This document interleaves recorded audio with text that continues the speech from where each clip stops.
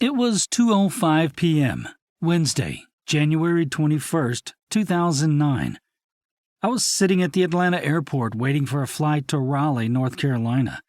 I was on my way to another meet and greet, another day, another business development meeting. While I enjoy meeting new people and learning about their businesses, the only reason that I was attending this one was to support a partner who was returning to the firm. While he was a long-standing business colleague whom I was happy to support, I didn't expect anything to come from this trip, and I was a little resentful about having to go. As it turns out, I was wrong. It was a great meeting and a wonderful group of people, but I had no idea what the day had in store for me. I normally send unidentified calls to voicemail. For some reason, perhaps because I was distracted while navigating the airport, I took this one. It was the call that nobody wants or ever expects to receive. It was Dr. Galloway. Her message was simple. The biopsy was positive for lymphoma. My response was simple. What? The biopsy was positive for lymphoma, she repeated herself. Can you come back in tomorrow for additional biopsies? Sure. What time? By the way, what did you just say? You can never imagine how you will react to the call. My reaction was denial, followed by confusion. I must have asked 3 times for her to repeat herself. I then figured out what was going on. Since I have several friends who are MDs, I surmised it was a practical joke. My friends are not beyond pulling my leg, so the 4th time I asked her, "What did you say, and who put you up to this joke?" She quietly and seriously assured me that it was no joke. What happened next was a roller coaster of emotions. Fear set in. What does this mean? Am I dying? I was a total mess. Who do I call? What do I say? What did I do to deserve this?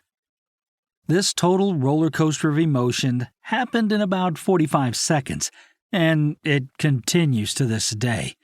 It surely was the call I will never forget. The next thing I did was to call my wife, who is one of the smartest individuals I have ever met, and generally a very practical person.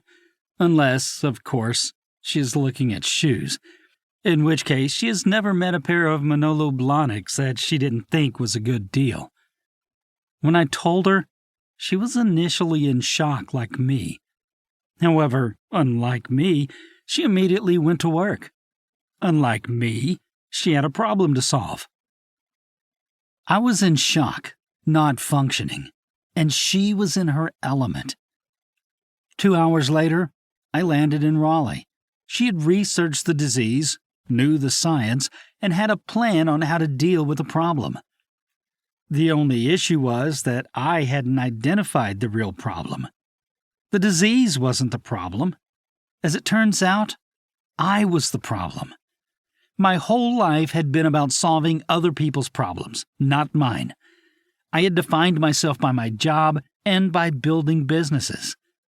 My life's focus was building a career, a reputation, and becoming successful. It was about taking care of clients' issues and sometimes my kids' issues.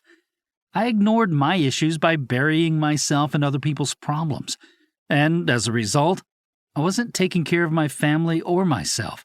I was a stress junkie. This was a wonderful, enlightening, and confusing conclusion to reach.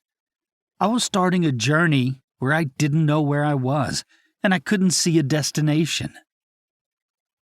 The first week was denial. I wasn't ready to deal with the issue. Thursday, I flew to Wyoming to see the family and didn't talk about the issue. Heck, I just didn't talk.